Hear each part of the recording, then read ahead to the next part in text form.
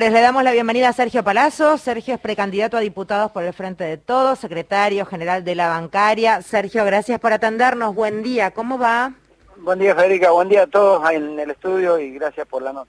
¿Preocupado por la situación de Messi o no nos importa un pomo? No, la verdad que ya cansado de Messi, de todas las cosas que salen cada 30 segundos, que si se toma un avión, que si se quedó en la casa. Estamos igual, Palazzo. Que si va a vivir en Francia y se toma un avión cada 2 horas, está en Barcelona. ¿Y qué te preocupa de la campaña, de aquí? ¿Qué es lo que sí te preocupa?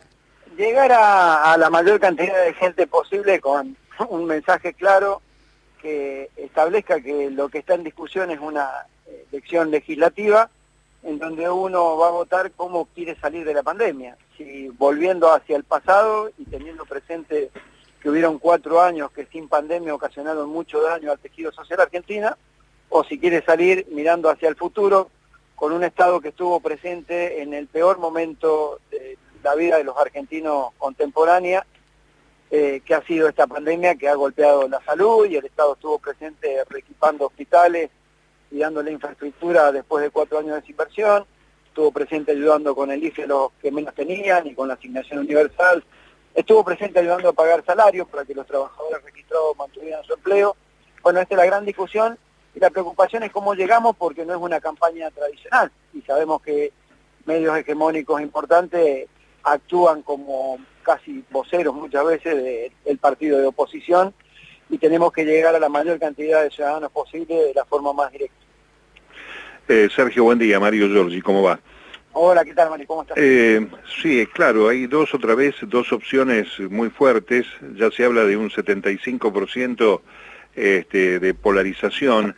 ¿Cuál será el rol en la opción, digamos, del Frente de Todos de los diputados de extracción sindical? Que, bueno, vos sos el primero en la lista, pero hay otros compañeros, Vanessa Sile y Hugo Yasky, que van a estar así. ¿Cuál es la expectativa desde ese punto de vista? Instalar debates que generen derechos para los trabajadores. Creo que es un gobierno, lo ha dicho el presidente siempre, cuando dice las sociedades que crecen son las que generan derechos, no las que quitan. Y ayer lo escuché decir algo muy lindo en la apertura de la Semana de la Juventud, cuando dijo que él en chiste quiere competir con Cristina porque Cristina fue la generadora de muchísimos derechos. Y él quisiera ser el presidente que más derechos genere en la Argentina y ganarle en eso a Cristina. Lo dijo como un chiste que tienen entre ellos. Y creo que ese es el campo propicio para avanzar, entre otras cosas, para que el impacto del avance tecnológico que se ha dado en muchas actividades y se ha potenciado con la pandemia, sirva para disminuir, entre otras cosas, la carga horaria que tiene un trabajador percibiendo el mismo salario. Me parece que esa es la gran discusión. Ese avance tecnológico ha permitido mejorar la productividad por trabajador. Ese exceso de productividad va generalmente a manos de mejorar la renta del sector empresario, y no es algo equitativo donde se esté discutiendo bajar la jornada de trabajo, las horas de trabajo, para que todos los argentinos tengan empleo. Es cierto, efectivamente, bueno, hay usos y costumbres que instala la pandemia que necesitan un marco regulatorio, ¿no? Bueno, Argentina dio un paso importante, y por eso es la importancia de esta elección legislativa, donde, vuelvo a repetir, no se elige un poder ejecutivo, sí el apoyo a ese poder ejecutivo, y se eligen legisladores. Nosotros tuvimos legisladores que en pandemia pudieron discutir y sancionar una ley de teletrabajo que es ejemplo para muchos países del mundo. A nosotros en bancaria nos toca participar de convenciones con bancarios de todo el mundo, de los 5 continentes, y cuando yo veo la mayoría reclama, por ejemplo, por la desconexión digital, y en la ley está, la mayoría reclama por la privacidad de sus datos, y en la ley está, la mayoría reclama por la restitución de gastos de conexión, y en la ley está. Quiere decir que lo que vamos a votar es legisladores que cuando los trabajadores y el país necesitan una ley, estén. Si los trabajadores necesitan una ley de teletrabajo para adecuar una modalidad que se impuso en la pandemia, esos legisladores voten esa ley de trabajo en el sentido de favorecer a los trabajadores. Esos diputados voten en el sentido de favorecer a los trabajadores. Que cuando haya una situación económica de gravedad producida por el confinamiento y por la necesidad de recursos del Estado por una pandemia, haya legisladores que tengan la valentía y se banquen todas las que se bancaron los legisladores nuestros cuando tengan que sancionar un aporte extraordinario a las grandes fortunas. Para eso hay que tener legisladores y para eso es la elección legislativa, para darle apoyo al gobierno y también para tener legisladores que discutan estas cosas en el marco de una situación anormal y atípica como es la pandemia. Un poquito te llevo a la vereda de enfrente. ¿Qué pensás de las expresiones del radicalismo, sobre todo en las expresiones bonaerense y la ciudad de Buenos Aires, que confrontan con el PRO en la interna?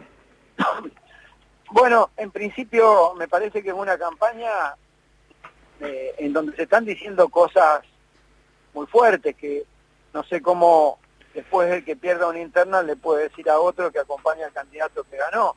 Decir que se pueden gastar los impuestos de los porteños en la campaña bonaerense es muy fuerte, porque estamos hablando de la honestidad de los que administran esos recursos. Tratarse de mitómanos y amenazas de juicios y demás, me parece que los pone en un lugar incómodo en donde con claridad demuestra que no es un espacio sobre la base de la unidad, sino sobre la base de un acuerdo en una estructura de poder. Y además el discurso es bastante vacío, por cierto, ¿no? Son consignas electorales a las que nos tienen acostumbrados desde el color de pelo de un candidato, que pareciera ser que es lo importante, y no discutir el país que queremos. ¿Qué pasa con los debates? ¿Qué está pasando, Sergio? ¿Cómo ves vos el ámbito en cuanto a la discusión de una idea, que es lo que estás planteando? ¿Por qué no sucede?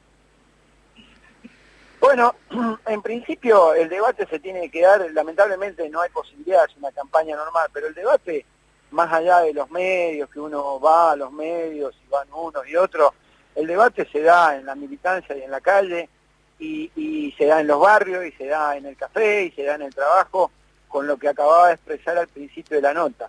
La discusión política es si queremos salir de la pandemia volviendo a lo que nos pasó 4 años antes, o si queremos salir de la pandemia con un estado presente como tuvimos este año y medio. Ese debate se tiene que dar en la calle. ¿Y crees que la gente lo entiende? ¿Qué percibís? Bueno, en principio voy a decir una obviedad, y es que la gente está molesta producto de tanto tiempo de confinamiento y medida de restricción.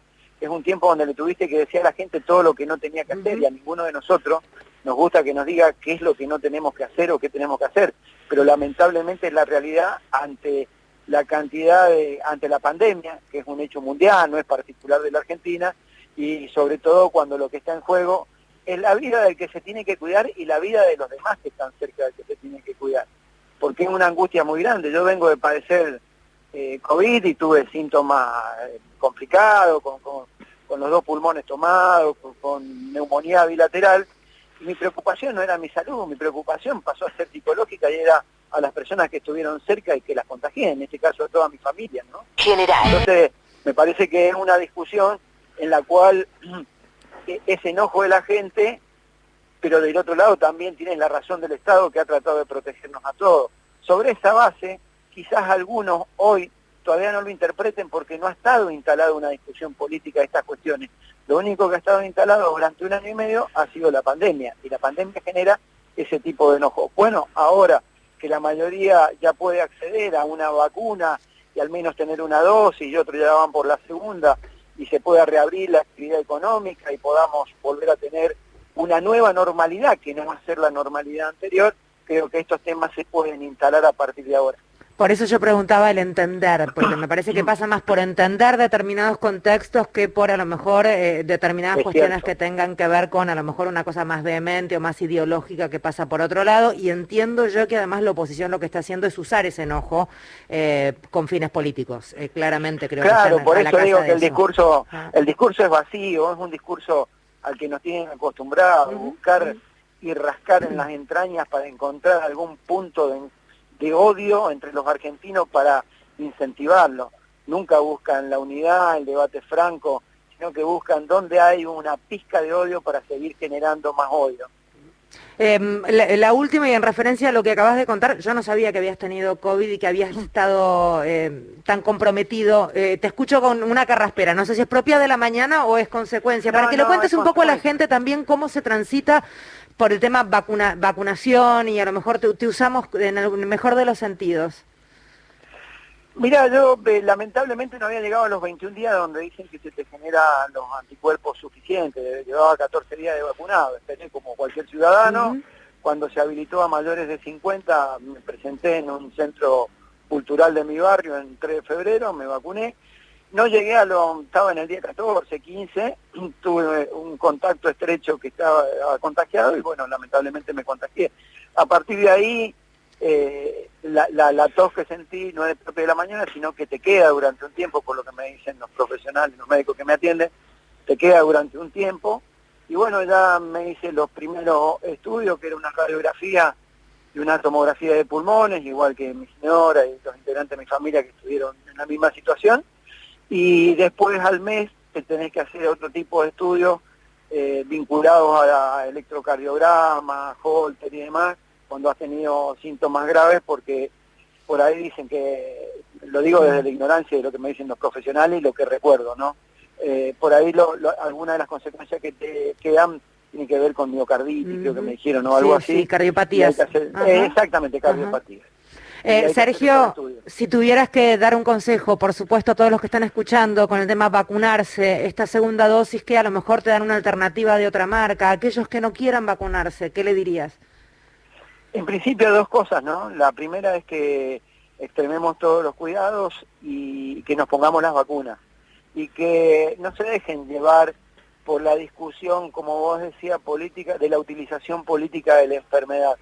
Si científicamente está comprobado que mezclar dosis de distintos laboratorios, porque en el fondo me imagino que las drogas son las mismas, que lo hagan y que traten de cuidarse lo mayor posible. Siempre va a ser mejor tener las 2 vacunas y generar mayores anticuerpos para no enfermarse, o si te toca enfermarte, que los síntomas sean leves y que puedan pasar con cierta tranquilidad. Hay que vacunarse. Y después el que no se quiere vacunar, me imagino que en algún punto, y cuando estén todos vacunados y estén las vacunas suficientes para todos los millones de argentinos, el Estado tendrá que tomar medidas con aquellos que no se vacunan.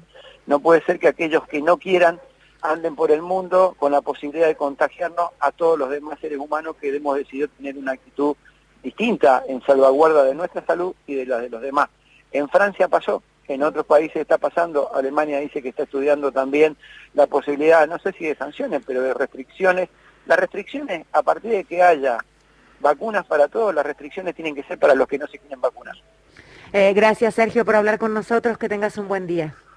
Gracias a ustedes y como siempre los felicito por el programa. Gracias, muy amable. Sergio Palazzo es quien hablaba, precandidato a diputados por el Frente de Todos, secretario general de la bancada.